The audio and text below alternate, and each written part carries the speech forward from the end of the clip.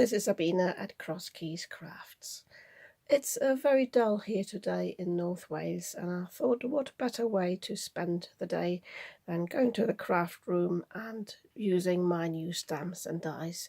So I decided to use these dies and stamps today.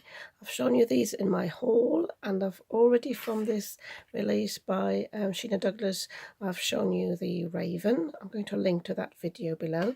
So today I decided to use this lovely owl. It's got a foot watch with it and some roses, and these are the stamps, and then it also comes with the dies, and that is great because I would like to do some masking today. So I've already cut my mask, and actually this one as a shape as well, which I think I'm going to utilize. I've got this from cardstock. This comes from my yogurts. This is the base of my 6 yogurts I buy, so use anything you have. You can even use paper, it doesn't matter, but I thought if it's a thinner cardstock it might be a bit sturdier when I go over it. But I've also thought, because of the watch here, that reminded me of the recent release by Lavinia Stamps. They had a steampunk collection, or have a steampunk collection that they recently brought out, and I bought all these little cogs here, and I thought they would be great to create a bit of a background for this. And I've also got some dies here. These are from Printable Heaven, but I'm not sure yet whether I'm going to use these because I keep forgetting, with this being created for mainly DL cards, it's about 8 inches by 4 inches. There's not much space left on either side, so I'll have a look if I'm going to add these or not. And because it's a sort of, I want to create a sort of steampunk card, I decided to use my vintage photo, Distress Oxide, and then this is my latest edition. I try not to have too many inks, but I've seen this recently a few times and I thought I needed to get this. This is a Salvage Patina, and I know that these two go well together to give this proper distress and old-fashioned look, so I'm happy to play around with these today. So this is all I have planned, and I'm just going along and see where my creation takes me. You can still hear I've still got problems with my voice. I've got an appointment in 2 weeks' time with a doctor, so I'll find out then hopefully what it is. So I have cut my cardstock. I know I'm going to cut it slightly down afterwards, but I'm just leaving it like this at the moment. And when I cut this out and I thought, I can utilize this actually, I decided to highlight the inner bit first before I use the mask. So what I want to do is, I want to make sure this sort of sits in the middle, so I'm making sure it's not there's enough space there at the top and the bottom, which is about here. And then I sort of can flip it over, make sure it's not too close to the edge there. So there's not much room for on either side of this. I think this will be fine. So I'm just taping this down with my removable tape here.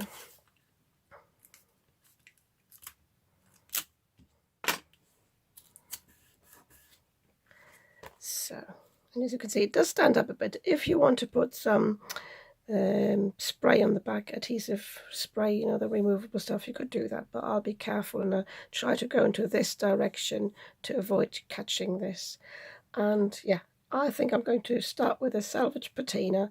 I just need to find my brush and I'll be back in a sec.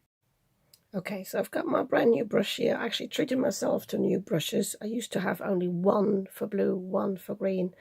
And then as I added more ink pads to my stash, I thought I needed to get myself new brushes. So I'm going to use this brand new one.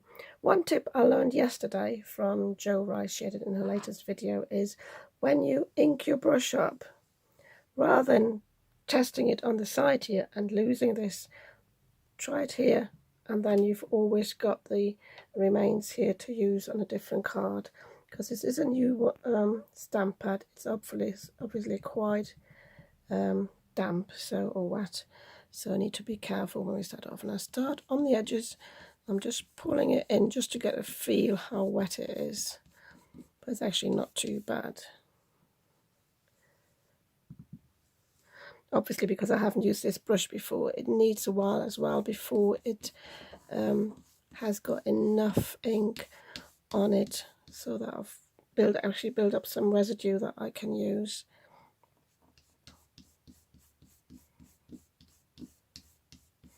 So I'm just, as you can see, I'm just starting on the outside and just pulling this in at the moment because I just want a plain coverage. I don't want to do any ink blending at the moment.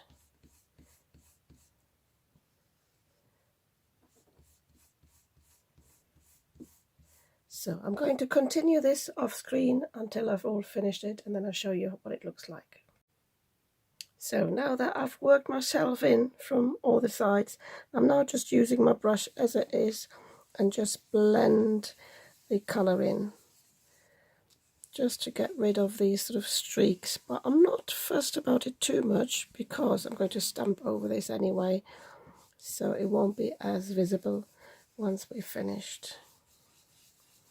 Also, you can see it's a bit darker here. It doesn't matter really.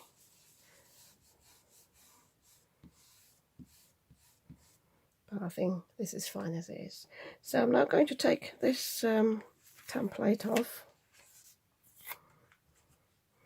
And I'm now going to put the mask exactly onto this image.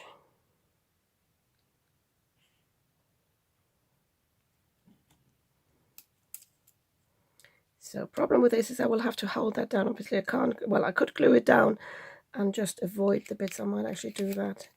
Just use this tape here so it's at the bottom of the screen. That's the other thing with DL cards. You need more space on your camera view. I'll tape it down just for now. So I'll work my way around either side and then I'll have to do it on the top. So I want to use my vintage photo now for the outside, but I also want to use, now I'll tell you what, I'll stay with the Salvage Patina at first because it's a lighter colour. And I want to just create some sort of streaks downwards. I want to have some sort of texture. So let me see if that works. It might not.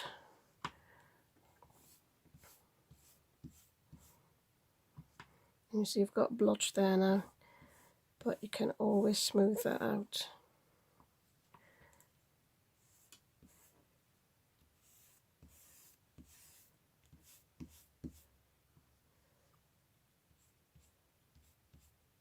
I might have to use a different brush actually. Let me try this one. This one's from Lavinia Stamps. It's got a different texture to it, so it might have, yeah, that might have more the effect that I want. Yes, that is perfect. Because I want this sort of look a bit like wood grain.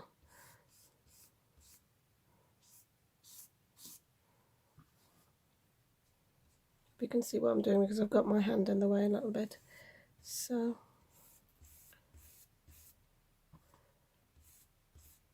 I did something wrong there. I just started there. You should never start in the middle of the card.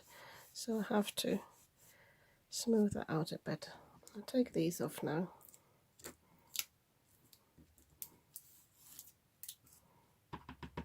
So start either on the outside or even on the template and just pull it down like this.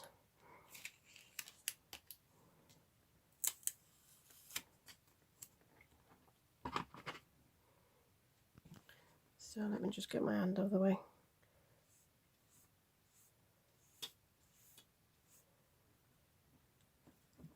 I think we'll just a bit more there. Yeah, I think that'll do me. So now, because I only got one of these brushes at the moment, I will buy a few more in 2 weeks' time when I'm going to the Lavinia shop. But I will just have to use this now. I can wash it in between, but then it would be damp or wet. I don't want that. So I'm just using the same brush and do the same thing now. And I'm going to speed this up now for the video.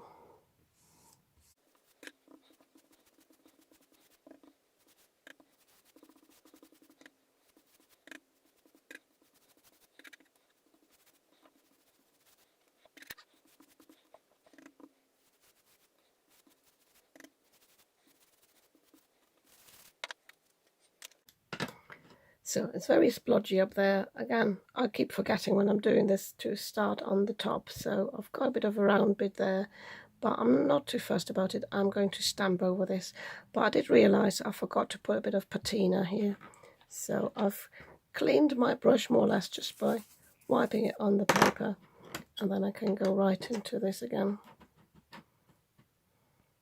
Or if I wanted to, I could use the remainder here, and I would be sure not to stain my ink pad. So I will actually use the remainder just to blend this all in a bit.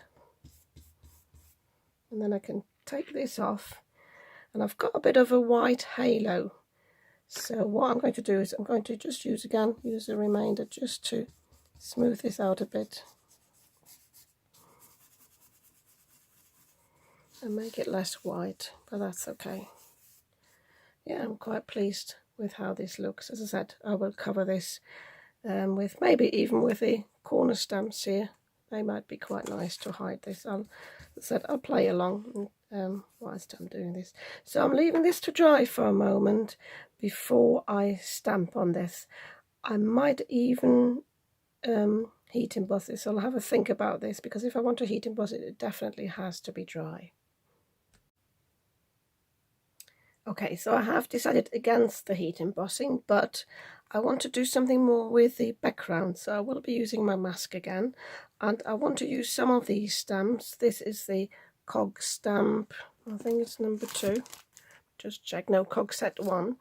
I just chose these 3, and I chose these because they're quite different in the way they look. I didn't want them to have to be too similar, so I've just going to stamp these on the background with my vintage photo, and I want some of them to overlap onto the actual image, and some of them just to be behind the image. So as I said, I'm going to put the mask on and just going to stamp around, and they don't have to be perfect. I really want this just to add some pattern to the background. So I'm starting with the biggest one first. Especially because I've got the thicker cardstock, they won't go all the way onto the image anyway, or onto the mask, because I've automatically got an edge there.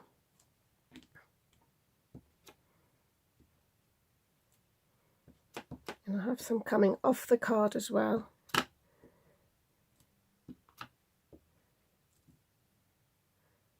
do them with the mask first, and then I have another round without the mask. So it doesn't have to be perfect. Could even do some second generation stamping, but these are colours already light as it is, so I'll just do it with the first generation stamping.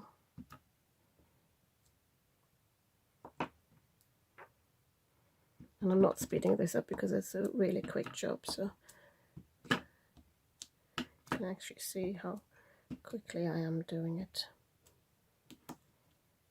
So I think I'll take the mask off now. And now I'll go onto the image, just a bit on the edge.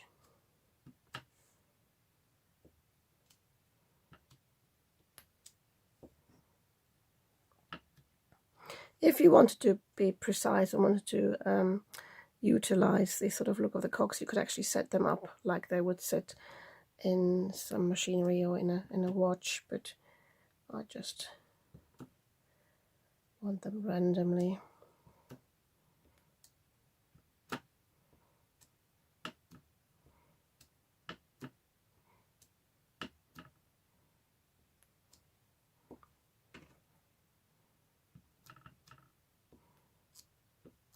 So it just gives some very nice patterns, pattern in the background. I have another one there, I think. Do one more in the corner there. Yeah, I'm pleased with that. Contemplating whether I should go in with a patina as well. I might actually do that a bit, just a few random ones to pick that colour up. bit of fluff here.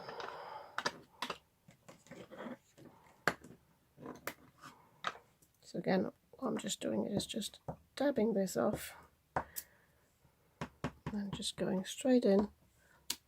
Yeah, that's quite nice.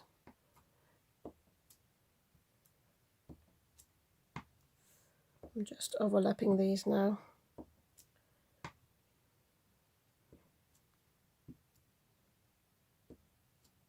Yeah, that would be fine. Okay, so now I can stamp my owl. So I'm going to do that in my stamping platform. I'm not going to show that to you. If you've never watched how to do that, go into my video where I've used the raven. So I'm just going to line this up with this image in my stamping platform, and I'm just going to stamp it. Well, I think I will stamp it in black to make it stand out. I might use this ink here, because this is the alcohol proof dye, non-smear alcohol ink, because when I want to colour it in, I don't want the ink to smear.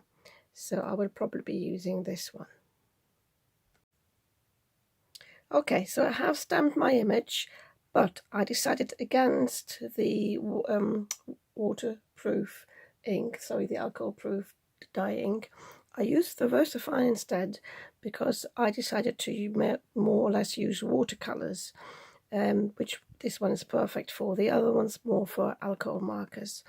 But I'm not going to use my actual watercolours. I'm going to use my inks, and I'm going to water these down. And I've chosen a few that will go with this sort of patina look. I think this is just for the beak of the owl.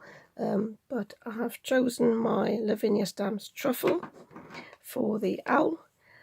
For the roses, because obviously the ink in the background will react with it, I went for fuchsia. I thought if I use red, it will easily get mucky, but this might blend to a purplish colour, so that will go nicely. And I've chosen the mermaid for the leaves. I might add another green for that. So I'm going to start with that. I've got a little tile here on the side. It's a tile coaster. You can use an acrylic block as well. And I'm just dabbing the ink pad on it, and I'm just going to mist this, and then you see I've got the paint there. And all I want for this is really just a wash, just to give a hint of colour. So I'm just going over this like this. And I don't want to colour in the face, because I want that to stand out as it is. And then you can use this like normal watercolours. You can put in some shading. I'm putting some ink down first. Let me just zoom in a little bit for you.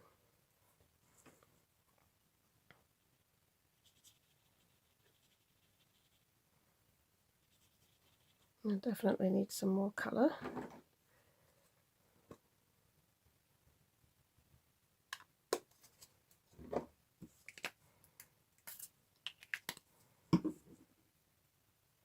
And you can see, because I used the patina, those distressed oxides, they're a bit chalky. So you have got a bit of a chalky finish. So you can see this is a bit darker. Sorry if the camera wobbles.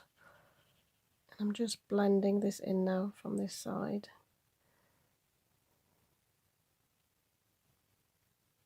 But it's very easy to colour in, because you've got this stamp as the edge, so you can't really mess it up.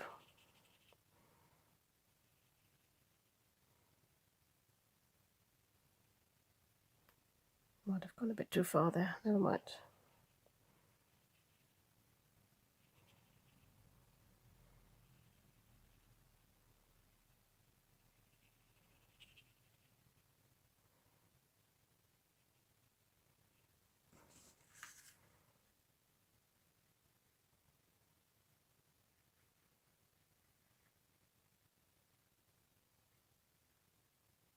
Now we'll go all the way down now that I've started this. So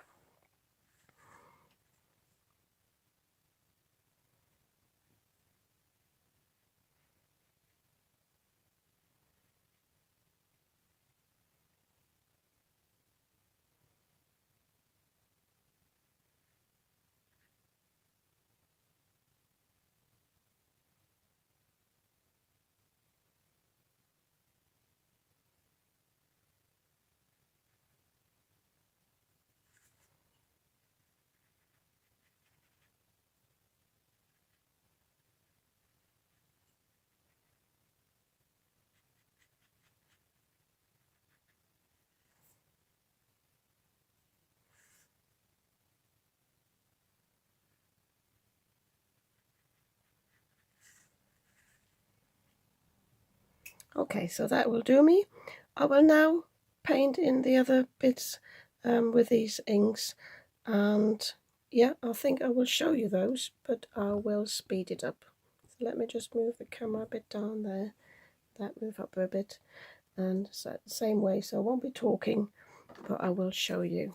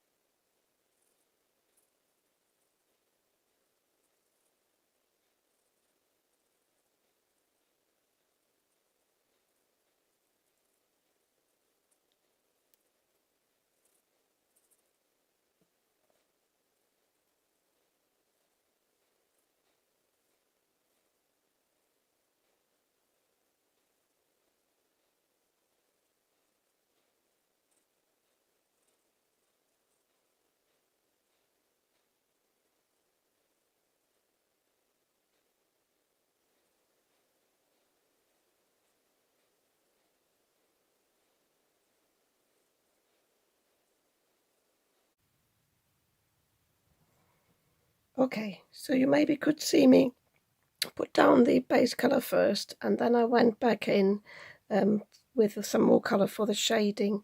You don't need a lot of that because you've got the shading in the stamp, but I made sure actually that I covered all the white bits. I've got a bit there that I need to cover, and I also realised the dye left these bits here, and I'm going to go back with some vintage photo and just cover that a little bit.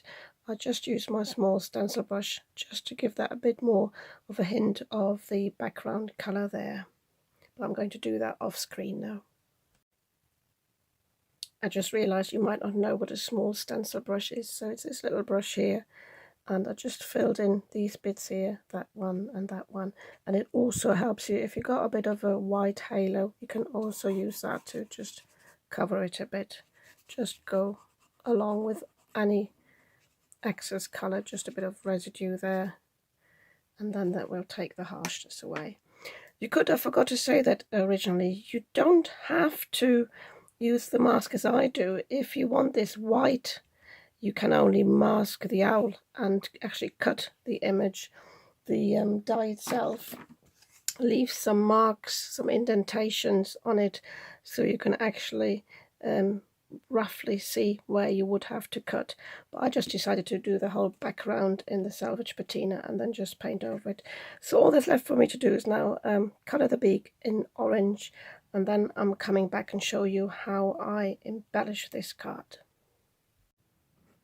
So I've coloured this all in, and at the moment the image is a bit flat, although I've got the texture in the background. The foreground is not much shading going on and it's a bit flat. So that's why I decided to use these cogs after all, just to place them somewhere in the front and give some dimension to the card. And I haven't decided on a sentiment yet, because it's a bit tricky to find something that goes there, or maybe even across here. But I've decided with these cogs to give them some dimension, some texture with some copper embossing powder, which I've got here. So I have found a piece of cardstock that is very similar to the salvage patina, so that will definitely blend in very nicely. And I'm going to create some texture on this, but I also want to put some embossing powder onto the watch here. And for that, I have got my Wow embossing pan. So this allows me to just apply the sticky pan where I want it and not get anywhere around it. But I'm going to start with this one first, and I don't want to apply it all over. I want to be really random, and the way to do that is just to use your water spray bottle. So I'm just going to mist this,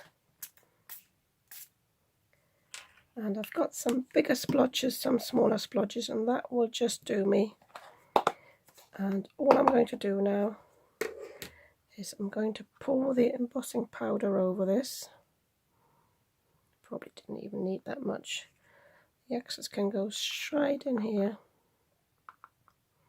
And what you can see, oh, I missed a bit out where I didn't put any embossing powder, so I can put that down because I'm die cutting them anyway afterwards, it doesn't matter. So you can see I've got some embossing powder in a very random pattern here. Just quickly putting this back in the box. And then the trick to heat this up without the embossing powder flying away is to heat emboss this from the back, and that have it really hot, the heat tool, and emboss it from the back, and then the powder will melt without blowing away. And I also have to clear up my tweezers here that have just been covered, but I'm going to do this all off screen. Depending on the thickness of your cardstock, that takes quite a bit longer to heat set it from the back, but as I said, it helps you for these things not to, for the embossing powder not to fly away. I actually missed a bit on the edge, but it doesn't matter, they can just come off. And also I find as of late, sometimes maybe because I'm overheating it, some of the bits aren't as shiny, but I think that will just add to the texture of these cogs now when I'm cutting them out. So I now want to show you how to use the embossing pen. So as always, when you heat emboss, make sure you use your anti-static powder tool to get rid of any excess stickiness, static. And this is, so I will link to that below. I think I got this through Amazon. So this is just a sticky pen, and I can just dab it on like this. You can draw with it, but I'm dabbing it here to copy the texture of the chain a little bit. And I don't want this to be covered completely, I just want a bit of texture. So just randomly going around here. Also be aware that you will pick up a bit of ink, so sometimes I'm just wiping it off on the edge when I'm finished. So I want a bit there, but I don't want to cover the shading here. And I'm contemplating maybe a bit here, a bit there, but I really don't want to overdo it. So I think that would be enough. So again, just pouring over the embossing powder.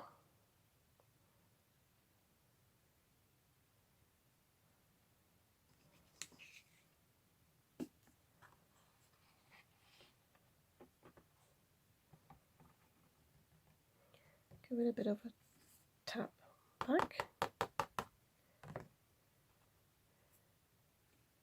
And yes, that will be fine. I actually got a bit of residue there on the shading, but it doesn't matter. I think this will be just nice. I want to have it a bit of a grungy look to go with the theme. This one I think I'll be okay heat setting it from the front, because I'm setting this with the glue from the embossing pen. With the water it's a different matter, so I will just do this from the front now and show you what it looks like. Okay, so I've heat embossed this, and I think it's really, really pretty. I like the look of it. If you find that your card bends a little bit, just go in from the back. One thing I hadn't planned for, which happened though, apparently the ink wasn't quite dry yet, so I actually have got some heat embossing on these letters where I haven't added anything, but I think that's fine. There's also a bit of spray on the owl, but it doesn't matter, as I said, because I wanted this sort of grungy look anyway, so I'm quite pleased with this. So what I'm going to do now off screen is I'm going to die cut the cogs from this piece of cardstock, and then I'm going to see how I'm going to adhere them on the front of the card.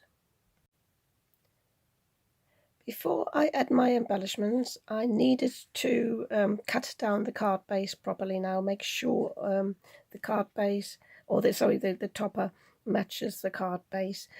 I'm a bit strict with the size because I've only got A4 cardstock, so I halved the A4 cardstock and trimmed this down a little bit. So this is just over 4 inches wide and 8 inches long, and I trimmed this one down accordingly. It was really just a slither off either side to fit onto the front. So now when I add the embellishments, I know I don't have to cut any more off, but I'm gluing this down at the end. With my little cogs, when I placed them on here, they did get a bit lost, So I decided to give them some more dimension by just adding some ink around the edges. By the way, you can see this here. I haven't thrown the inner bits away because I might use these little dots for embellishments on the top. I don't know yet. So all I'm going to do is I'm going to use my truffle because I think the vintage photo will be a bit too light. And I'm just using my brush and I'm just going along the edges here. And it doesn't look like you're doing much, but you will find when you do that, they just stand off so much better. If I should just show you in comparison this one again, it does make a difference. So I'm going to do this with all of these now, and then I'm going to glue them down. I'm not going to show you how I glue this down. I think I will just use my glue pen, the two-way zig glue. Let me just show you, there it is, because that allows me to put glue just where I need it. It's less messy for the intricate dies, and then I'm going to glue them down. I'm going to show you how that looks. So I have adhered all the cocks on my card base here, and I try to make them sort of interlock. It's only this here that doesn't interlock properly, but it doesn't really matter. But I found this one here, the inner circle was coming off a bit, and I want to show you a trick how to get some glue underneath without peeling this completely off. So I've got a piece of scrap cardstock, I've got my glue here, and I'm just putting a bit of glue onto the tip here. It's probably already a bit too much, so I'm just wiping it off a little bit, and I'm just going underneath the piece of cardstock here that's loose, and I'm just putting the glue onto that, and then I can press this down, and then I've got a no mess adherence here, which is fine. So after I've adhered all these, I found this was now a bit bare. I like to have some sort of balance on the card, and I wanted to draw the attention here. And I was looking around for a sentiment that would actually fit on the top there. The one that comes with the die set is quite wide, and I didn't want to draw the attention here and have that all bare there. So what I found in my stash is this many happy returns, and that's quite nice here because I then can use this as a birthday card and without actually saying happy birthday. So this comes with a shadow die, so I decided to cut the shadow from vellum. And I found in my stash, I found this, it's like a blue vellum. I don't know if you can see that, very sort of tint of blue, which again goes nice with this salvage patina. And I have adhered this, and this is why it doesn't look like vellum. I've already adhered this to some double-sided adhesive. I'm using these adhesive sheets here from Crafter's Companion. I only use these when I use vellum. For anything else, I use cheaper stuff, but this is quite nice to have as vellum. So that will sit on here. I will be able to see the background through it, but it will basically help this pop off, because if I just put this on there, it would be a bit lost, I think. I don't mind the black too much. I thought about going for a different colour because it will tie in the black of the stamp, and I will actually, I think, use some black gel pen on the eyes afterwards. So what I'm going to do now is I'm going to glue this down onto the vellum. I will use my two-way zig glue again. I'll just show you now because I didn't show you her earlier on the cogs how I'm going to use it. So I just dab this all over, and it's blue at first. You can't see that on the black, of course, and once it gets tacky, it turns clear, and then that means you can adhere your element. Important thing is to get all the little bits that stick out, because they'll be the ones that will catch eventually if you haven't glued them down properly. Now always go a bit back to where I started from. So, and then I use my tweezers so I won't have this stuck to my fingers. Always put the cap on. I lost a really good pen by forgetting this. And place it down, press it down,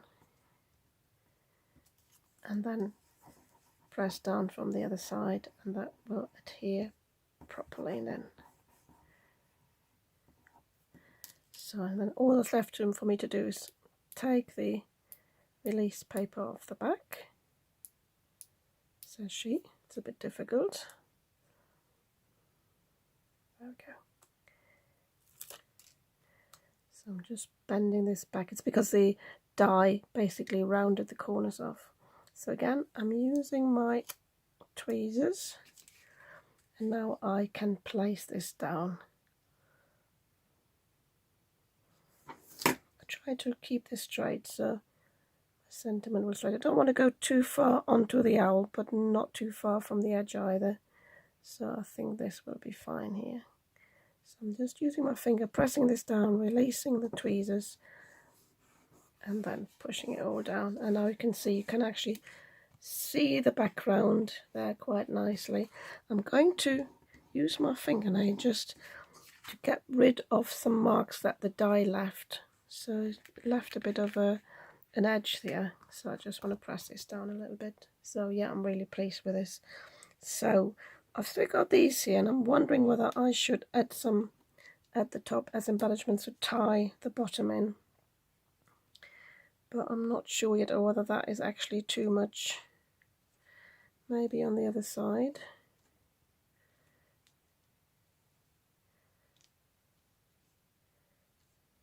Here. So play around with your elements, see what you like. It's all a question of preference, really. But I think this will actually be too much. So I might save them for a different project and put them in my embellishment box. Yeah, so all I'm going to do now is I'm going to add some gel pen to the eyes, because I always find for animal eyes that gives them a bit of dimension. So what I do is just on the paper, make sure it rolls nicely, and I'm just colouring this in, leaving the white bit as it is.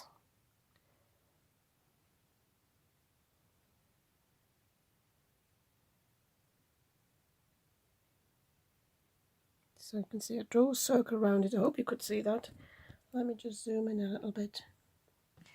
So I draw a circle around the white bit there, and then I can just colour this all in. And that immediately makes the eyes pop and give them some nice shine. So I'm trying to link to that below as well. I'm sure I got this one from Amazon as well. So yeah, I think this is my card finished. I think if I added anything else, I think it would be just too much.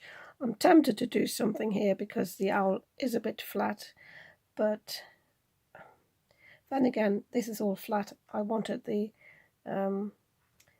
focus to be on the shine of the embossing powder here, so I think I'll leave this as it is. So I'm just going to glue this down onto my card base, and I think that's my finished card. So if you like this card, you might want to give me a thumbs up, and if you'd like to see more of what I'm creating, you might want to subscribe to my channel. I'd be very happy about that, and I'll see you soon with another video.